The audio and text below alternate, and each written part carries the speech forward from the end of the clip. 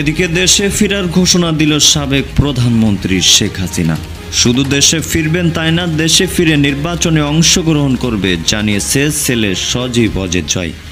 হঠাৎ নতুন ঘোষণায় রাজপথে নামতে শুরু করেছে ছাত্রলীগের হাজারো নেতাকর্মী। প্রধানমন্ত্রী ও আওয়ামী লীগ সভাপতি শেখ হাসিনা দেশে ফেরার ঘোষণায় ছাত্রলীগের তাণ্ডবে উত্তাল রাজপথ। সেই সাথে সমন্বয়ক ও উপদেষ্টা ও বিএনপি নেতাকর্মীদেরকে দিয়েছেন কড়া হুঁশিয়ারি। দর্শক, বিস্তারিত জানতে আমাদের সাথেই থাকুন। আমেরিকার সাথে একটা সাক্ষাৎকার দিয়েছেন ডক্টর ইউনূস, যে সাক্ষাৎকারে নির্বাচনের সময়সীমা নিয়ে কথা বলেছেন। এই কথাটা তার দিক থেকে আসা খুবই প্রেডিক্টেবল ছিল, কারণ নির্বাচন কবে হবে তার একটা বেসিক রোড ম্যাপ আমরা সেনাপ্রধানের কাছ থেকে শুনেছিলাম।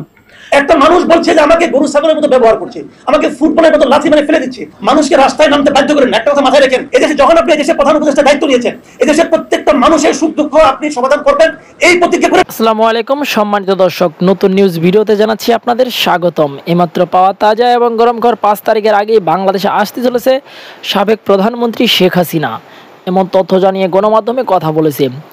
ক্ষমতার চাকা কিন্তু এখন ঘুরে যাচ্ছে। প্রিয় দর্শক শ্রোতা, আজকের এই ভিডিওটি সম্পূর্ণ দেখলে সব কিছু বুঝতে পারবেন। আজকের এই ভিডিওটি খুবই চাঞ্চল্যকর হতে চলেছে। সেই সাথে সাথে কিন্তু রাষ্ট্রপতির অবস্থাও ভয়াবহ খারাপ হতে চলেছে বলে জানিয়েছে সমন্বয়করা। প্রিয় দর্শক শ্রোতা, আজকের এই ভিডিওটি স্কিপ করবেন না। আমি বেশি কথা না বলে আপনাদের বিস্তারিত ভিডিওতে নিয়ে যাব। বিস্তারিত ভিডিওটি দেখার একটা রিকোয়েস্ট, যারা নিউজ ভিডিও পেতে পছন্দ করেন তারা অবশ্যই চ্যানেলটি সাবস্ক্রাইব করে আমাদের সাথেই থাকবেন। চলুন তাহলে এই ভিডিওতে একটি লাইক করে দিয়ে আমরা বিস্তারিত ভিডিওগুলো মোবাইলের স্ক্রিন থেকে ধারাবাহিকভাবে দেখে আসি।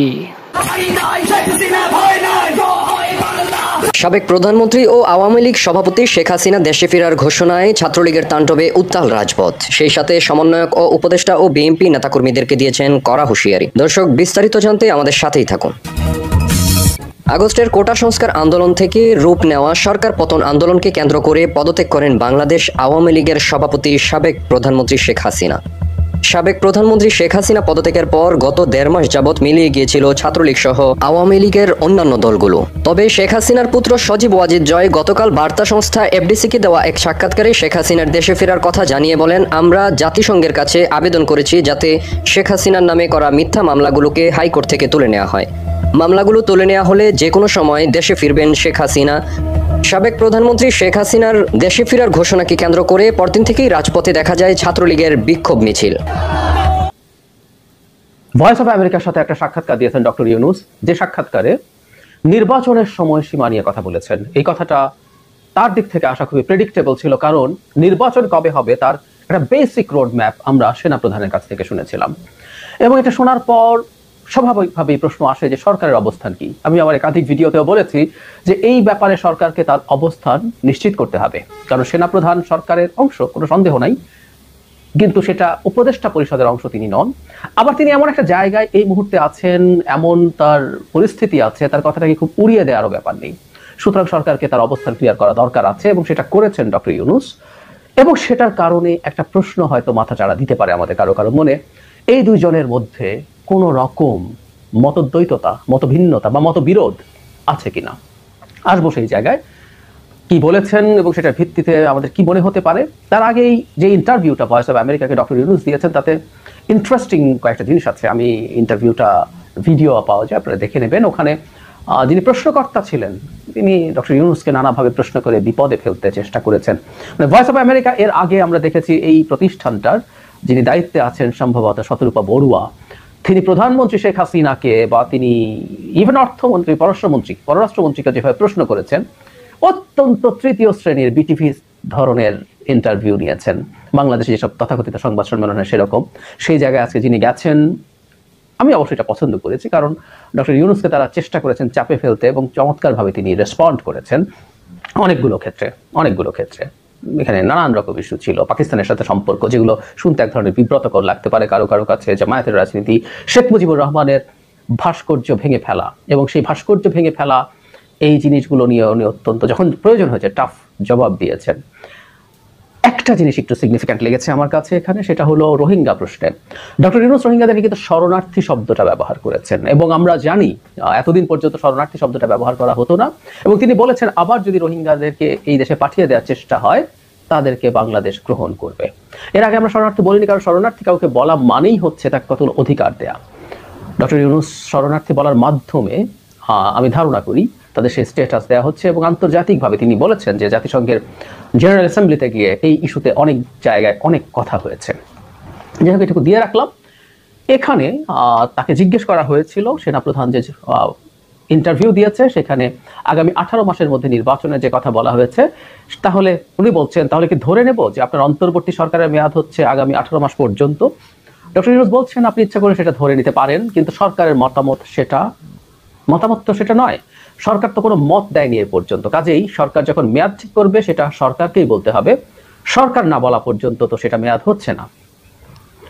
তখন উনি বলছেন সরকার বলতে তো আপনাদেরই, হ্যাঁ আমাদেরই বলতে হবে, আমাদের মুখ থেকে যখন শুনবেন সেটাই হবে তারিখ।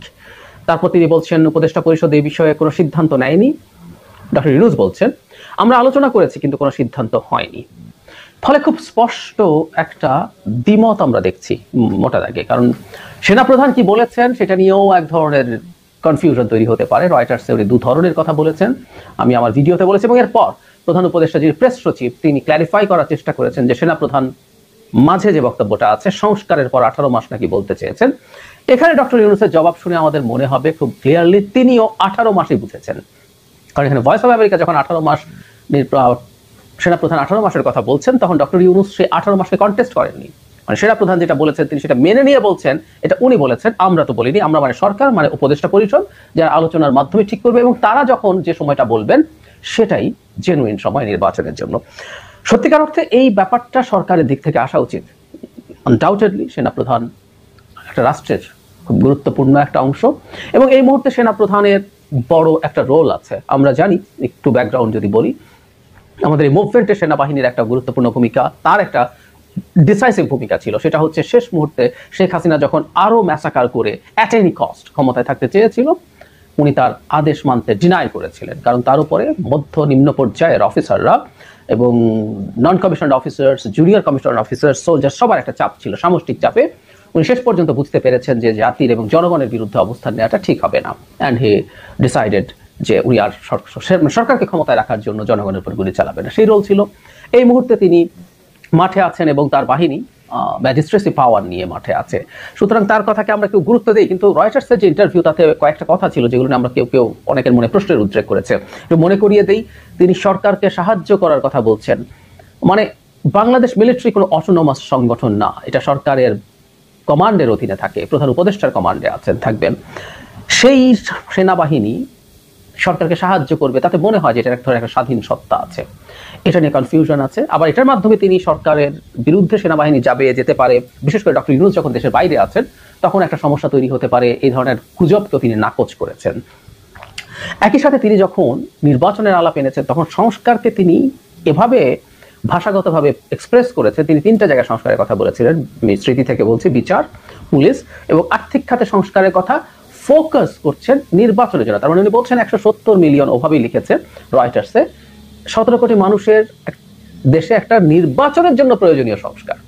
এখানে কিন্তু একটা মেজর শিফট ছিল, ডিফারেন্স ছিল, যেটা আমি আমার ওই ভিডিওতে উল্লেখ করেছি। সরকার কিন্তু, যে সরকারটা এখন ক্ষমতায় আছে, তারা সংস্কার শুধু নির্বাচনের সাথে রিলেটেড সংস্কারের কথা বলছে না, তারা অনেকগুলো আরো বেশ কিছু রাষ্ট্রীয় সংস্কার করতে চান, সেটা বলছেন। সো এই যে দ্বিমতের জায়গা ছিল, সর্বশেষ এখন এই মেয়াদ, যেটা সবচেয়ে বেশি আলোচিত বিষয়, এই মেয়াদের প্রশ্নে কিছুটা মতদ্বৈততা, মতবিরোধ হচ্ছে, আমাদের মনে হতেই পারে। তবে দিনের শেষে আমরা প্রধান উপদেষ্টা যেটা বলছেন সেটাকেই চূড়ান্ত এবং প্রধান কথা হিসেবে ধরে নেব। সুতরাং আমাদের নির্বাচন কি হবে সেটা আমরা আসলে এখনো জানি না। কিন্তু এখানে একটা কিন্তু আছে। আমরা খেয়াল করেছি গতকালই প্রধান উপদেষ্টার সাথে দেখা করেছেন। ইনফ্যাক্ট তার ইন্টারভিউটা তার আগেই পাবলিশড হয়েছে। নানান স্পেকুলেশন হতেই পারে, অনেকে লিখছেন সামাজিক মাধ্যমে। যদিও সেনাপ্রধান বলেছেন তারা প্রতি সপ্তাহে বসেন, রয়টার্সকে বলেছেন তাদের মধ্যে যথেষ্ট যোগাযোগ আছে, তারা পরস্পরের সাথে তাদের আন্ডারস্ট্যান্ডিং ভালো, তারা তাদের আইডিয়াস শেয়ার করার জন্য বসেন। কিন্তু ওই ঘটনার পরপর হওয়াতে এক ধরনের কনফিউশন কারো মধ্যে তৈরি হচ্ছে। আমি ব্যক্তিগতভাবে মনে করি সেনাবাহিনীর দিক থেকে এমন কোনো কিছু আসলে হওয়া উচিত হবে না যেটা এই সরকারের সাথে তার কোনো ধরনের বিরোধ আছে, সেনাপ্রধানের বিশেষ করে, সেটা প্রকাশিত হয়। সেটা প্রকাশিত হওয়া কোনোভাবেই উচিত হবে না। আমরা জানি এই দেশের মানুষ যেটা দেখতে চায় সেটা হচ্ছে এই সরকার এবং সেনাবাহিনী সরকারের পূর্ণ কর্তৃত্বে চলছে, এবং সরকারকে বাই ডিফল্ট এটা বলার কিছু নেই, সেনাবাহিনী সরকারকে সাপোর্ট করবে, সরকারের কথা শুনবে, এবং নির্বাচন যদি সরকার 6 মাসের মধ্যে দিতে চায় তার জন্য প্রয়োজনীয় সাপোর্ট দিবে। নির্বাচন সরকার যদি 1.5 বছর না বা তার চেয়ে বেশি সময় নিয়ে দিতে চায় তাকে সাপোর্ট দিবে। আবার সরকারকেও এখানে বাংলাদেশ আওয়ামী লীগ সরকারের পতনের পর প্রত্যেকটা নেতাকর্মী, এমপি, মন্ত্রী, খোদ স্বয়ং সাবেক প্রধানমন্ত্রী শেখ হাসিনা বা ওবায়দুল কাদের বা শামীম ওসমান, যাদের কথাই বলেন, সবাই দৌড়ের উপর আছে। তাদের ব্যবসা বাণিজ্য, তাদের বিরুদ্ধে মামলা, তারপর হচ্ছে ব্যাংকের অ্যাকাউন্ট জব্দ, কোনো কিছুই কিন্তু তাদের পক্ষ থেকে হারানোর আর বাকি নাই, সব কিছু হারিয়েছে। তবে বাংলাদেশ আওয়ামী লীগ কর্তৃক আপনার নির্বাচিত বা কি বলা হয় নিয়োগকৃত আমাদের যে 22তম রাষ্ট্রপতি মোহাম্মদ শাহাবুদ্দিন চুপ্পু, সরকার পতনের পরও তিনি কিন্তু সর্বোচ্চ সুযোগ সুবিধা নিয়ে রাষ্ট্র ক্ষমতায় এতদিন পর্যন্ত বসেছিলেন। তবে এই জায়গাটা সম্ভবত আর বেশি দিন থাকছে না। যে কোনো সময় তাকে তার পদ থেকে পদত্যাগ করতে হবে, অথবা তাকে পদত্যাগে বাধ্য করা হবে। আজকে সেই ডাকেরই আওয়াজ আমরা দেখলাম। দর্শক, আজকে দীর্ঘ সময় পরে আপনার রাষ্ট্রপতি পদ থেকে শাহাবুদ্দিন চুপ্পুকে অপসারণ করার জন্য ঘোষণা চলে এসেছে। তবে এই ঘোষণাটা যারা দিয়েছে তারা হচ্ছে বৈষম্য বিরোধী আন্দোলনের প্রধান যারা সমন্বয়ক আছেন হাসনাত আবদুল্লাহ এবং তাদের যারা টিম মেম্বার আছেন।